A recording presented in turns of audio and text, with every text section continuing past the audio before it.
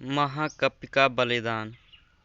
हिमालय के जंगल में ऐसे कई पेड़ पौधे हैं जो अपने आप में अनोखे हैं। ऐसे पेड़ पौधे और कहीं नहीं पाए जाते। इन पर लगने वाले फल और फूल सबसे अलग होते हैं।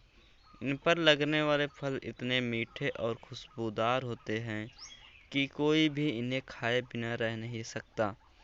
ऐसा ही एक पेड़ नदी के किनारे था जिस पर सारे बंदर अपने राजा के साथ रहा करते थे।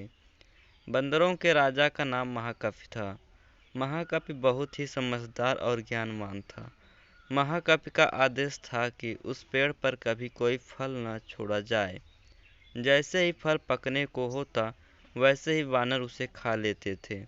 महाकपि का मानना था कि अगर कोई पका फल टूटकर नदी के रास्ते किसी मनुष्य तक पहुंचा तो ये उनके लिए बहुत हानिकारक हो सकता है।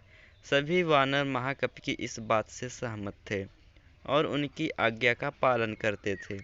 लेकिन एक दिन एक पका फल नदी में जा गिरा जो पत्तियों के बीच छुपा हुआ था। वह फल नदी में बहकर एक जगह पहुंच गया जहां एक राजा अपनी रानियों के साथ घूम रहा था। फल की खुशबू इतनी अच्छी थी कि आनंदित होकर रानियों ने अपनी आंखें बंद कर ली।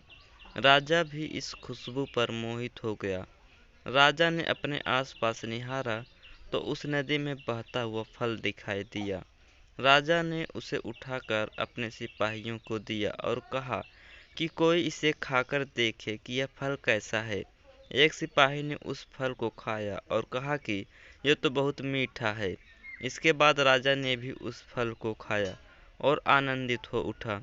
उसने अपने सिपाहियों को उस पेड़ को खोज निकालने का आदेश दिया जहाँ से ये फल आया था। काफ़ी मेहनत के बाद राजा के सिपाहियों ने पेड़ को खोज निकाला। उन्हें नदी किनारे वो सुंदर पेड़ नजर आ गया।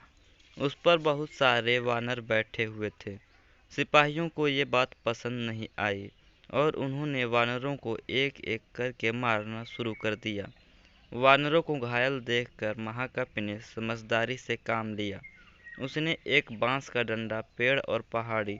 वानरों ने महाकपि की आज्ञा का पालन किया और वो सभी बांस के सहारे पहाड़ी के दूसरी ओर पहुंच गए। लेकिन इस दौरान डरे सहमे बंदरों ने महाकपि को बुरी तरह से कुचल दिया। सिपाहियों ने तुरंत राजा के पास जाकर सारी बात बताई। राजा महाकपि की वीरता से बहुत प्रसन्न हुए और सिपाहियों को आदेश दिया कि महाकपि को तुरंत महल लेकर आए और उसका इलाज करवाएं। सिपाहियों ने ऐसा ही किया, लेकिन जब महाकपि को महल लाया गया तब वह मर चुका था। कहानी से सीख। वीरता और समझदारी हमें इतिहास के पन्नों में जगह देती है। साथ ही इस कहानी से यह भी सीख मिलती है कि हर मुश्किल घड़ी में समझदारी से काम लेना चाहिए। धन्यवाद। Yeah.